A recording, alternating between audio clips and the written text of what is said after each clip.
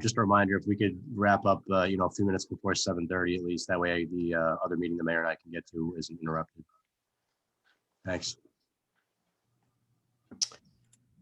So should I announce the meeting and maybe get started? We've got 3 members, so we do have a Here's quorum.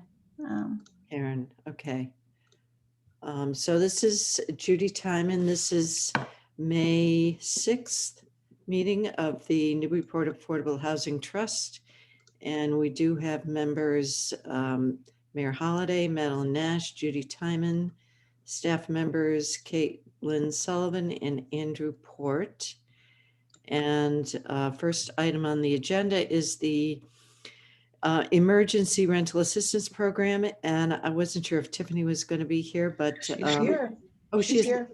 Okay. And so is Suzanne. Oh, great. And Suzanne Cameron, member, is here as well. I guess everybody has hopefully everybody's looked at the information that the latest spreadsheet. And I don't know, Tiffany, if you want to add anything to what we are looking at here. Let's see. So the latest spreadsheet, we have assisted, let's see, 27 households to date, including 8 elders, 30 adults, and 20 children. So that's just a remainder of a little over 21,000. Again, program is running successfully. I'm anticipating probably about 7 households will be assisted with the remaining funding. It has slowed down a little bit, and the reason I'm thinking about 7 households because on average we've assisted with about 2 to 3 months with the maximum amount. So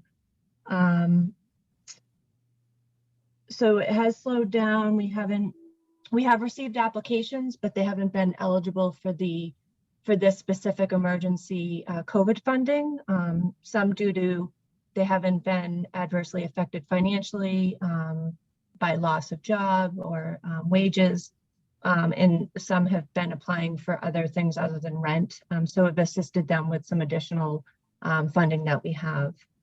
We do have 4 pending applications that we will, again, a few that we are waiting for additional documentation as far as a specific lease and landlord verification, and then 2 that are ready for review that will be reviewed tomorrow. So, so again, things are running smoothly, and we will have a conversation. We meaning Lisa Harrington and I, who is taking all the applications for this specific grant. We'll be communicating with CTI tomorrow with a few applications that are pending for raft, because there are a few families that are have a substantial amount of arrearages that will really need raft assistance. So seeing if they're eligible for those funds.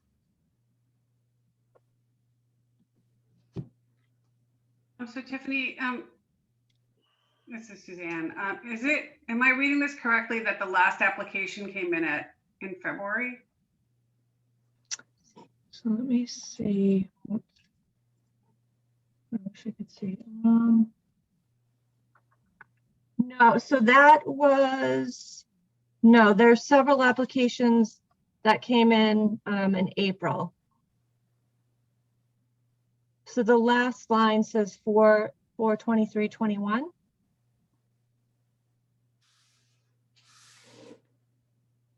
Applicant number 2020-22N. Check date. Let me see. I could minimize my screen. Yeah, my for some reason my spreadsheet is not cooperating with me, so that's why I asked the question. Thanks.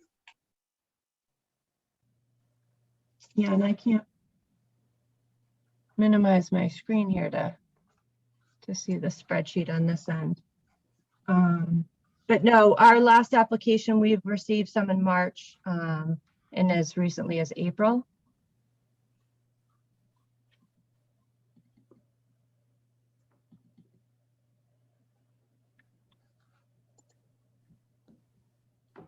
And Tiffany, the people you said who applied but weren't qualified, it's because it wasn't a COVID-related emergency? Was it more just sort of general rental assistance?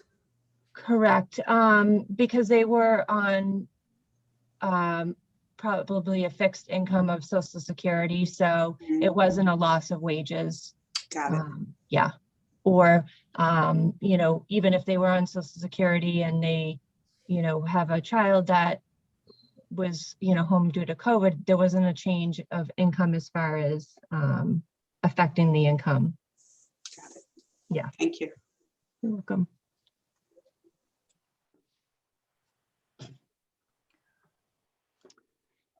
Okay, so the total amount that's been granted, almost $79,000. So that's the total amount that is actually gone out.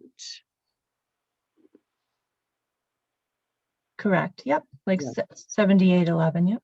Yeah, and with applications pending. Mhm. Yeah, okay. Okay, I don't have any other questions. Anyone else? I guess at what point do we sunset this program post-COVID? And do we need to put some buffer in here in case we have more applications? Because we're getting kind of close.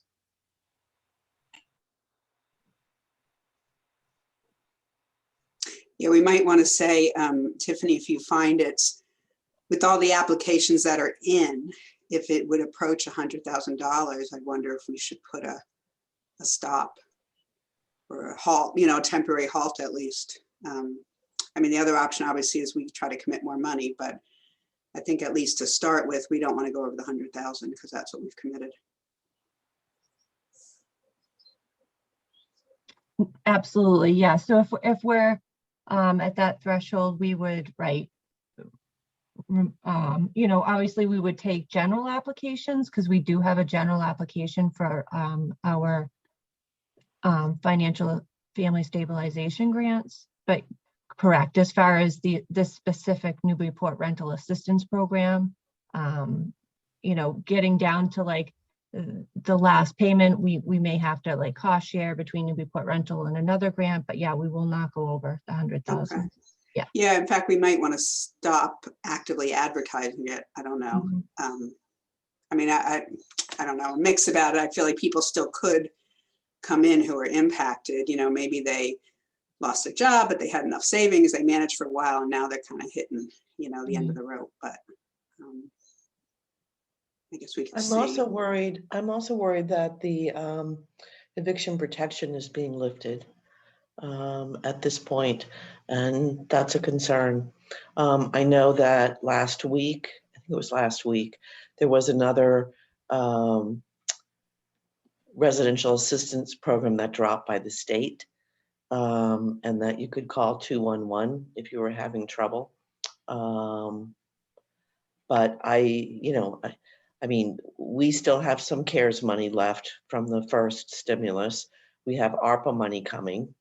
And it's supposed to, the guidelines from the US Treasury should drop on Monday, because then we would have a better sense of these 4 areas and what you can actually spend the money on. And, you know, there's a chance we could dip into those funds if we're eligible, as opposed to the trust funds, to put a little more money over towards Pettingill House. I just allocated some money towards Pettingill, towards our neighbor's table, because of the amount of food that they have provided to Newburyport. It's been unbelievable in terms of food insecurity issues. So I would think that we could, you know, I just don't want to be in a situation where all of a sudden we have people being, you know, bounced out of their homes when, you know, we could have stepped up and done something to help.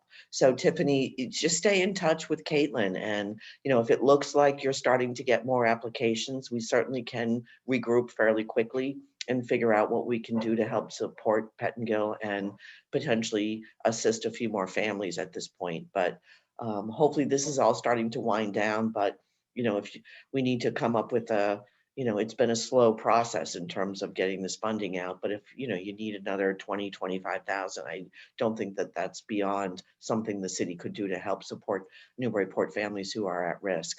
So please just stay in touch with us. If things start to really all of a sudden spike because of, eviction protection leaving.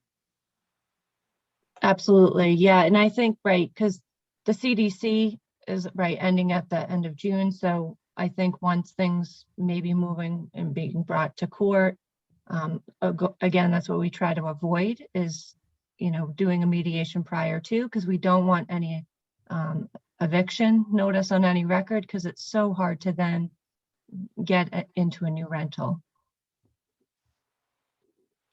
Yeah, and I think if we do start to see that we still have people who need this, I mean, we did go to the CPA committee for reimbursement of this 100K, correct? I know that doesn't come in until the fall, but it's not as if we don't have funds in our account.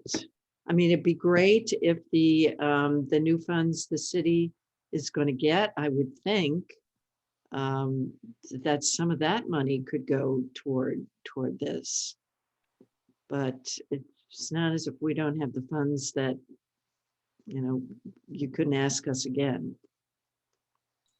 So Tiffany, why don't you just keep in touch with us about it as the mayor said, and we'll Absolutely. figure it out. I Okay. also wouldn't want to see anyone evicted if we could have helped them. Right. Okay, great. Okay, any other questions for Tiffany? Thanks, Tiffany. Thank you. Thank you. Okay, so a recap of the presentation to Community Preservation Committee. Next item. I can talk about it. Madeline and I, and oh dear, I'm blanking on her name from Pettingill. She was very good. Sierra, Sarah? Sierra, I think. Sierra, that was it, yeah. Presented, and they were a very friendly audience and very open, I thought, to what we had to say. And there were a few clarifying questions, but beyond that, that was it really. It was pretty straightforward. Right. I think that in preparing for the meeting, we, just clarified that we really need to further define what we're envisioning for this new rental assistance program. And, we were honest with the CPC that, this is a work in progress and we have work to do and fleshing it out. And they seem to be okay with that. That was my sense of it. But, I don't think we're going to resolve it tonight, but we do need to spend a little time sort of thinking through what makes sense. And the other thing was that Paul, I'm blanking on his last name, from the CPC, asked, and he does this every time I've made a presentation, wouldn't it make sense for the CPC to just allocate 10% of the CPA funds annually to the trust so that we can decide how to spend those funds because, as he put it, we know best. And that's a nice thought, but I don't think it's going to go anywhere. Madeline, is that figure below what we asked though for? Probably. I don't know what the annual CPA allocation is. I know it varies, year to year, but I mean, I assume Paul is talking about the minimum, which is 10%. Yeah, Yeah. well, that's not good enough. Forget that. And so why do you say you don't think that's going to go through? Because the other members of that board? I feel like we've talked about this before. I mean, when I was on the CPC and the trust was just being formed, we talked about it. And I feel like it's come up, like I said, every time I've made a presentation, Paul raises that as a concept. And I mean, maybe we just need to, ask, put it in writing as a request. I don't think we've ever done that. I don't think we've ever asked. And I guess the question to me would be, would that be on top of what we ask for, And if it is, would they sort of feel like, well, we already kind of gave you money. So I don't know if I'm in a hurry for that or not. I mean, I don't know how it would play out, but it's a good question. I also think it's hard to determine because usually we don't get the allocation till October, right? September, October, about what the, money from the state is going to be and what the match is. And we can't wait that long in terms of being able to, put forward what we need and then have to regroup and adjust if, in fact, I just think we continue doing what we're doing. I mean, we've been successful every year since the trust has started. So I say we continue doing what we do. But don't they know before October, don't they? Because they vote, the committee votes like I thought they voted in June, or they had some idea by June. And then the council doesn't act till October. Maybe because the figure's not finalized, but I always thought they had some idea. I think you're probably right, Judy, but I just, I always know that we, have been waiting and then emails go in a flurry around to everybody saying, oh, they're going to put forward this much this year, and we finally get the number and whatever. But, I think that we had a little surplus last year because I don't think we used, Caitlin, maybe you could verify this, but I don't think that we used there were as many applications last year, and maybe it was COVID, who knows why. But I think we, for the first time saw applications coming in that we were able to, that there was able to fund because they're, I don't know, they weren't way over in the, a lot of applicants. But I think this year there were quite a few. Some were kicked out already, but anyway.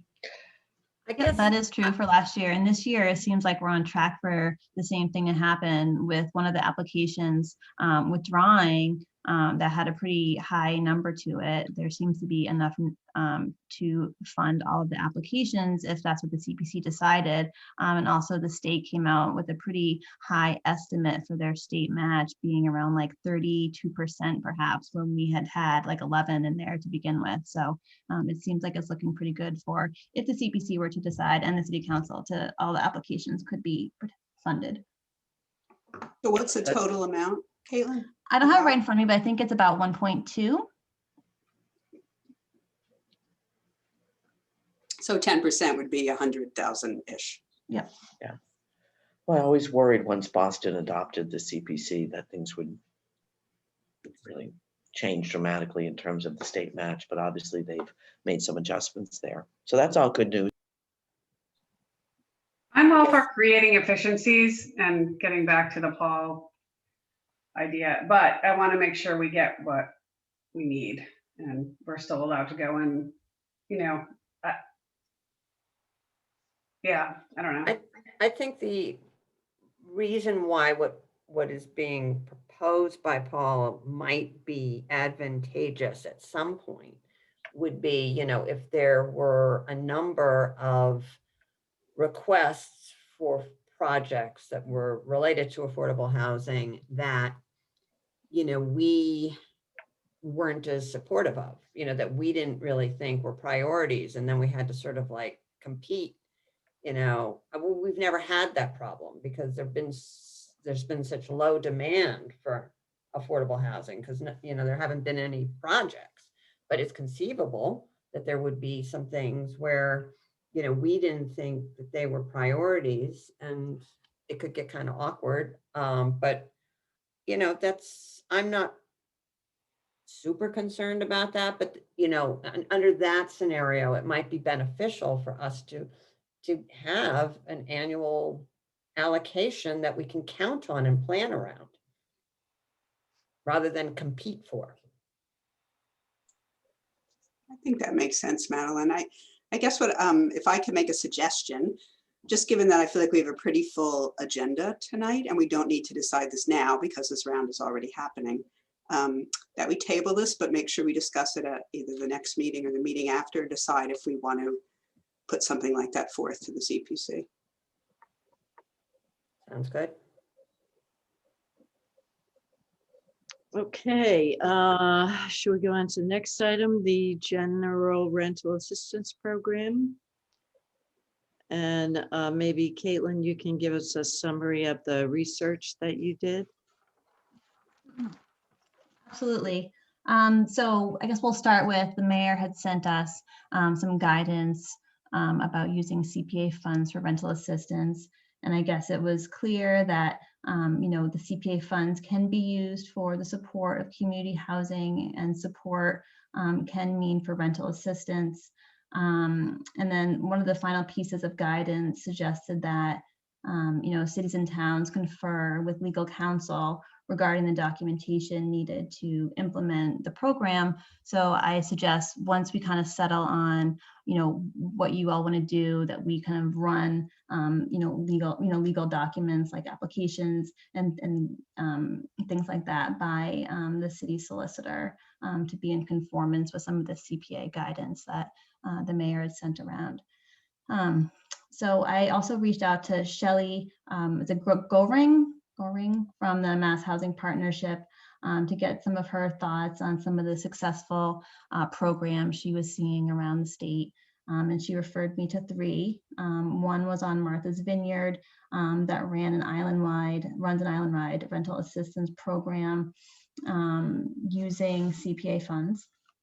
She also referred me to the Waltham program that is kind of similar to what we want to do, offering security deposit and first month's rent, but they use home funds to fund that program.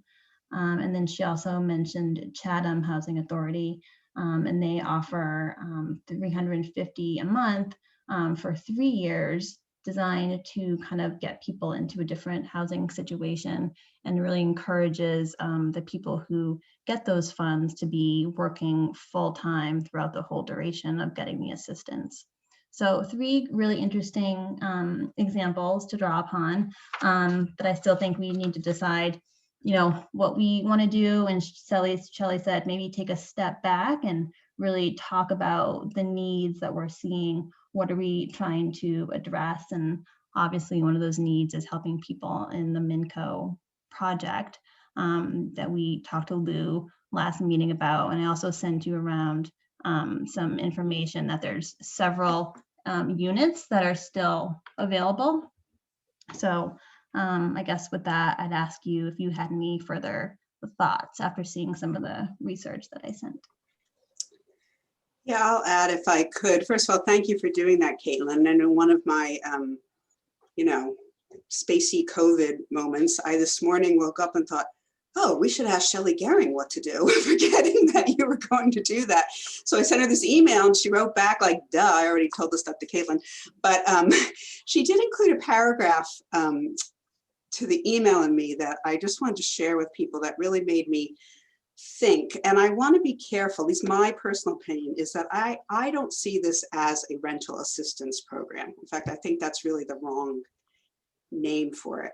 And what she said about that is, and the programs you just mentioned, 2 of them are rental assistance programs. And what she said is, one challenge with monthly assistance using CPA funds is that most households will probably not be able to afford market rate rents in 1, 2, or even 3 years. Even accessing an affordable unit in that time period is challenging given the demand in the market compared to supply. Many communities do not have the stomach to use CPA funds for the same household indefinitely, and short-term rental assistance in typical times can actually be disruptive for a family. If a household has an extraordinary situation and just needs help for 3 months or so, that's one thing. But if a household just can't cover local rents with their income and really needs a voucher, then a few months or a year or 2 may buy this some time, but could just postpone disruption. It's something to keep in mind when you're developing a program. And it just made me think even more that I don't think we should be in the position of providing regular monthly assistance. I do like the idea of providing security and first and last months for somebody to get into a unit. that might be a barrier. But I think they have to have the income to sustain it. And if we just sort of put a Band-Aid on that, we're not really helping them in the long run, and we're not really using our funds as wisely as we could. I agree, Karen, and it's almost akin to down payment assistance, but for renters, right? I don't think we should limit ourselves to designated affordable either. I think we, I don't know if there are any small A's out there or moderate rents anymore, but I think like we should definitely just go by income and not necessarily a designated affordable unit. Yeah, I totally agree with Karen and with Suzanne on that. I do too. I mean, in general, I know that rental assistance programs are really important and are greatly needed and underfunded, nationally. But I feel very strongly that with our limited little bucket of money, what we really want to try to do is create long-term affordable housing that, rather than doling out bits of money to landlords. I mean, I think if we can create some affordable housing, it will be much more impactful over time and, has a lot of benefits in terms of building neighborhoods. So, but I do think that our idea of some kind of assistance to folks to get them into rental housing if they're having a problem, I think it's an exciting idea. I was a little dismayed when we were talking to Lou Minicucci that I wasn't sure it was really needed. I mean, it wasn't clear. I wasn't entirely clear. And I feel like we need to better understand what he offers to folks who are interested in living there. And, maybe it's just the security deposit. Anyways, What was the bit of that I noticed in the notes, in the minutes or something about, or maybe it was in Caitlin's report about a promissory note. What was that? It sounded That was really complicated. great, actually. Yeah.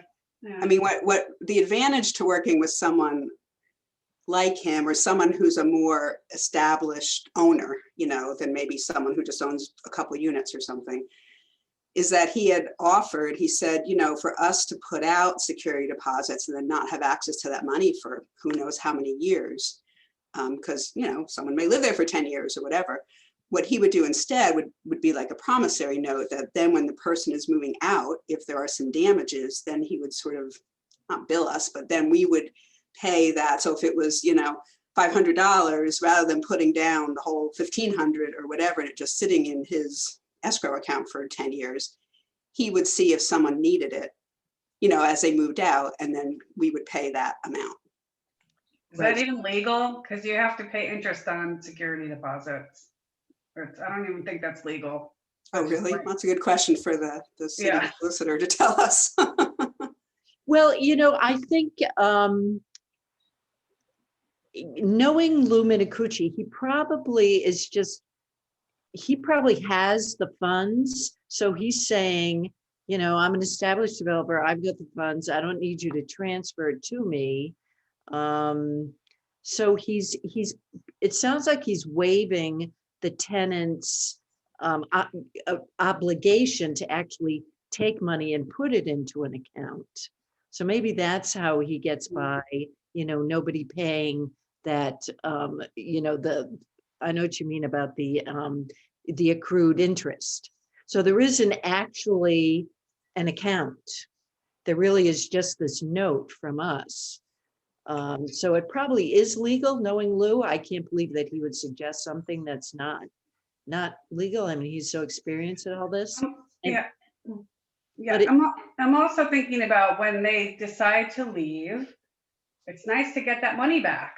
And then what? right? Because they might use it for moving expense or their something for whatever. It's their, that would become their money. So anyway, I'm not pushing back and I'm not being a pain. I'm just questioning what that was all about. Well, a thought that raises for me, Suzanne, is maybe we don't do security deposit. That is something the tenant does.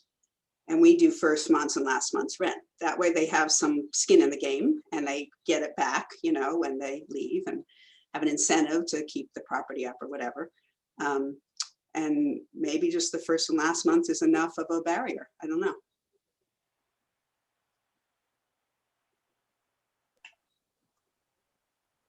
Interesting.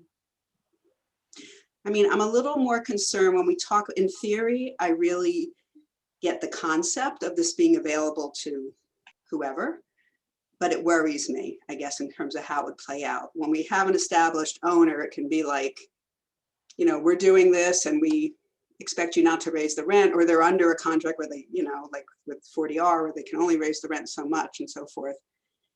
If another landlord, I don't know, takes the first and last months and then doubles the rent in 6 months or sells or whatever, I worry about that a little bit. Yeah, we need to talk about this. We need a meeting just for this. I do want to say, and I don't think there's a place for it quite on this agenda, but I'm planting a seed. I'd like us to think about something related to a green, like fuel efficiency, or, doing,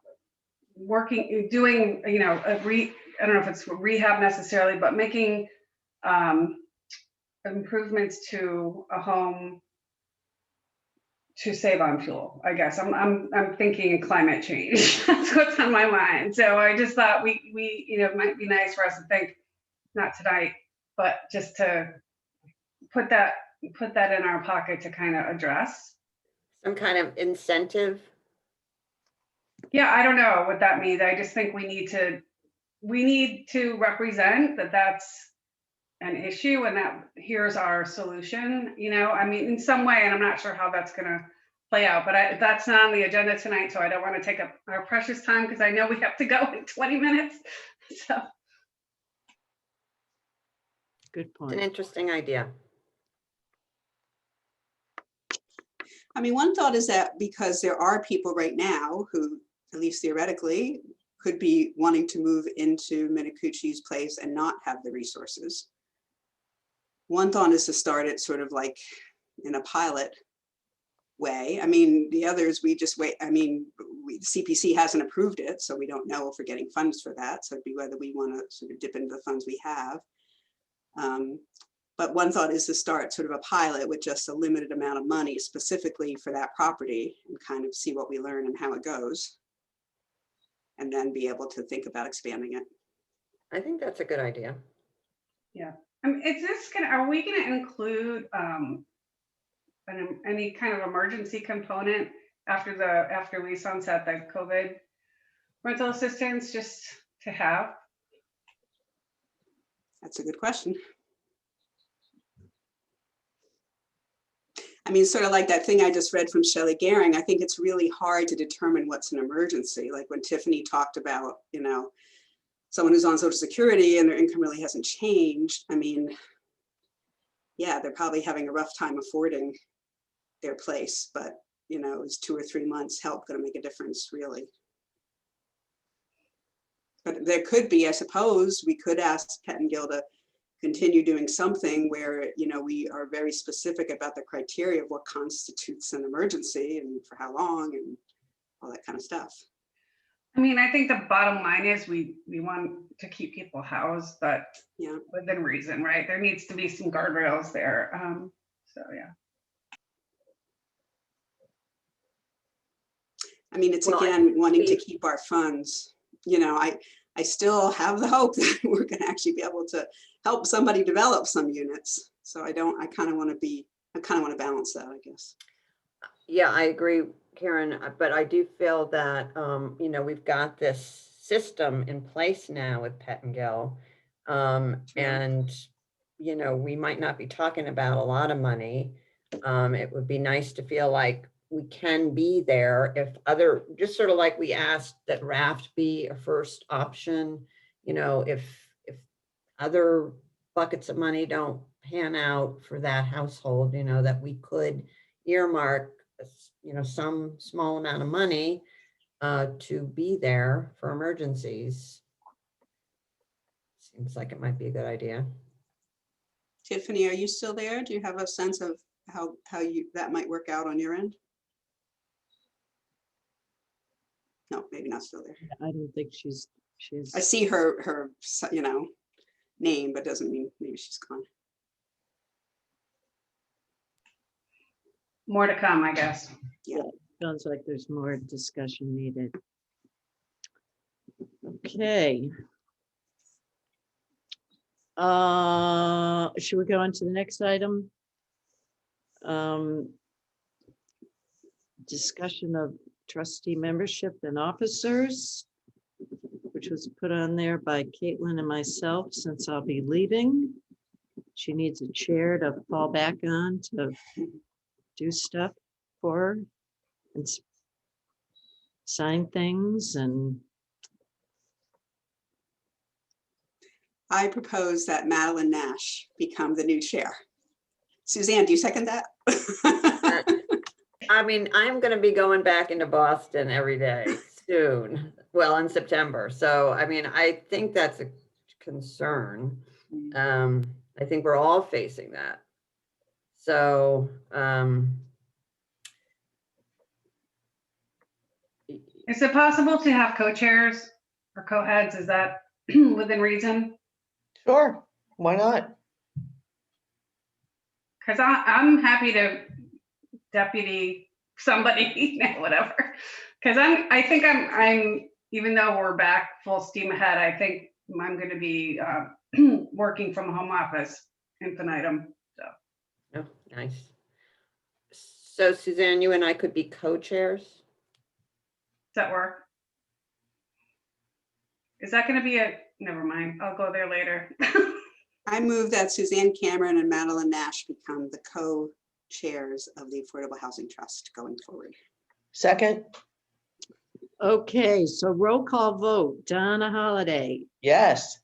Madeline Nash, I guess. Karen Weiner, Yes. Dan Cameron. If I must. No. Yeah. Hyden, yes. All right, approved. Okay, Thank you. approval of minutes. Oh, sorry, Judy, one other item, maybe Oh. perhaps this is for the mayor. Are we thinking of an additional appointment for this group? Absolutely. Okay. I was wondering if you, we have had people very interested in affordable housing who have been part of this, you know, had come as, you know, public, especially when we were meeting in person. And I didn't know if you wanted me to reach out to some of those people who might have, you know, who've expressed a real strong interest in affordable housing. Does that make sense?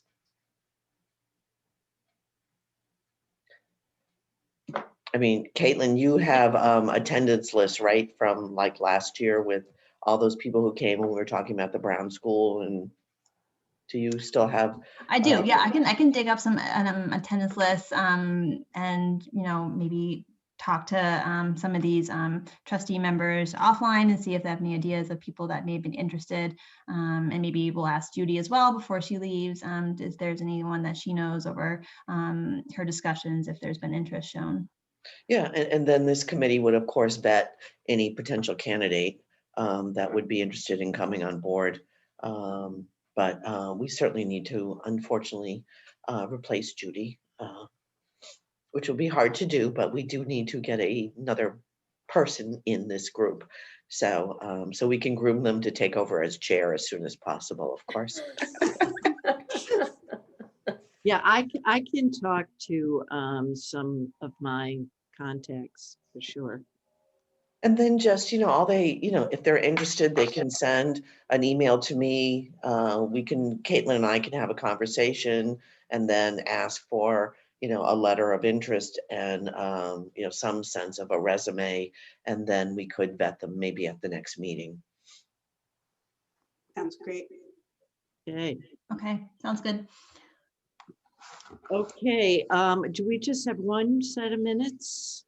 Yes, the minutes from, I believe, March 4th. March 4th. Move to approve. I'll second.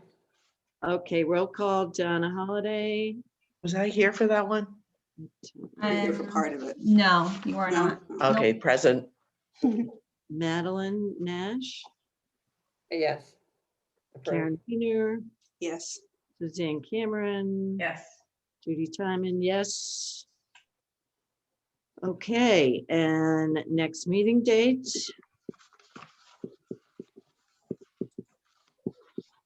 Caitlin, remind me what you suggested. Was it June? Yeah, looking at it right now, I'm suggesting either June 3rd or June 17th.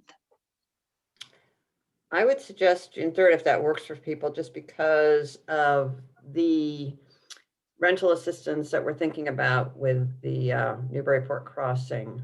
Sort of Yes, Chairman Nash. time-sensitive. I concur. Oh, Chairman Nash. Chairman Nash. Well, the only thing about June 3rd is it happens to be my wedding anniversary. And I'm thinking, Ooh. maybe I'd rather go out to dinner than, not that Okay. I don't love you all, but. Okay, let's do it some other night. Okay, so June 17th. That's fine. Okay. I'm not going anywhere. Caitlin, you asked if we would want to meet earlier than 6:30, since at present, we're all working locally. Yeah, I just wanted to put that out there. I wasn't sure if your work schedules were gonna kind of stay the same, or you're just gonna be local and would prefer to have an earlier meeting or not. But it sounds like perhaps things are getting back to normal for you all and maybe going back to the city for work.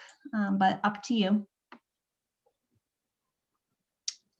I'm fine with anything you guys decide. I mean, I'm fine with meeting earlier for, the summer. This summer, yeah, 6, 5, 6. Do that, yeah. Okay.